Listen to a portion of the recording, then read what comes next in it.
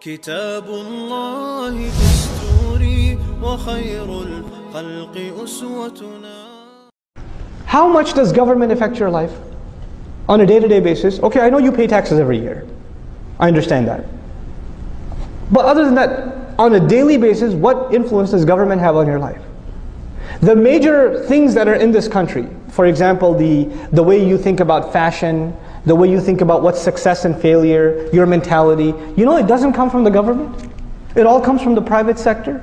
It comes from the entertainment industry and the academia and the major corporations that are selling products to us and driving the advertising and even the medical research and all the research universities funded by private organizations. In other words, the vast majority of things that influence you on a day-to-day basis don't come from government. Where do they come from? Well, what I like to call the private sector. They come from the private sector. If Muslims understood that, you know what we would be worried about? If you really want to take over society, you know what you should be taking over? The private sector. Open field. The Muslims haven't even begun to touch how many Muslims in media. More powerful than government today is what? The media can change the course of elections. The media can get a president impeached. The media can do crazy things. The media can say things like horrible, terrible things like Obama's Muslim. Right? And get away with it. Media is powerful. Academia, universities shape the minds of the pillars of this society.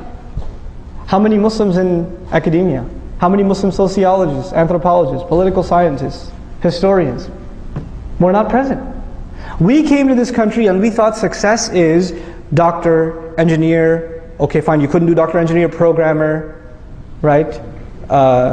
IT, right? Or okay, if none of those worked out, gas station, right?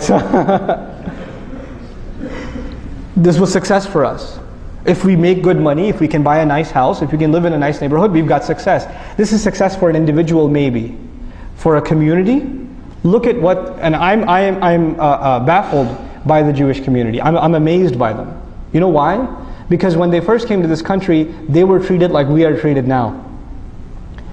And you know what they got themselves? You could say, oh, they're riba people, whatever. But you know what they really got themselves into? Not just financial institutions. Entertainment, literature, academics, virtually any major university in the country, a significant proportion of the faculty is Jewish. That's a norm. It's normal, you know. So they became the deep fabric of this country. So it's so much so that they're untouchable.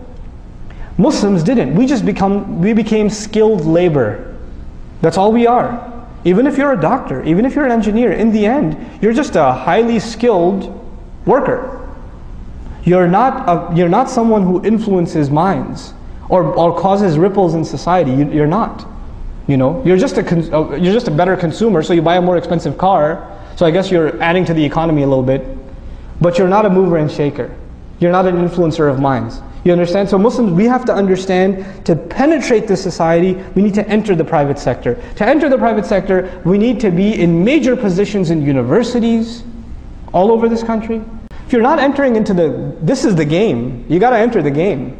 You know, the messenger challenges the poets. The poets of our time are the academics. You got to enter the game. You know, we're not even in it. We're bubbled by ourselves. So this is a very big thing that we need to enter. We need to have our Muslim youth that are creative go into media studies, go into film production. This is the language of this is the poetry of our time. You know, the thing that moved the masses in the time of the messenger was poetry. What moves us today is YouTube, right? We need people that are actually qualified in film production, sociologists, not just psychologists, but even like historians, Muslim historians. We need them. We don't have them.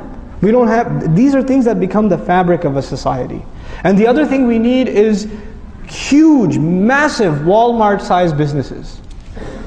Not just run by individuals, but they're these massive organizations that are funding entire projects. So for example, I'll give you a secular example like the Bill and Melinda Gates Foundation from Microsoft, right? They give so many endowments to schools across the country and help out and things like that. Muslims need to have institutions like that. That don't just help Muslim institutions, they help America in general. They help America at large. Why should we do this? Because then we become a fabric of this society. They can't talk about us like they do now. And inshallah ta'ala, hopefully the purpose of a community is some people are good at some things, others are good at other things. We manage our resources and people get involved in projects that are trying to build one part of the solution, others another part of the solution. And it's all syncing and coming together cohesively. That's what we need, that's the point we need to get.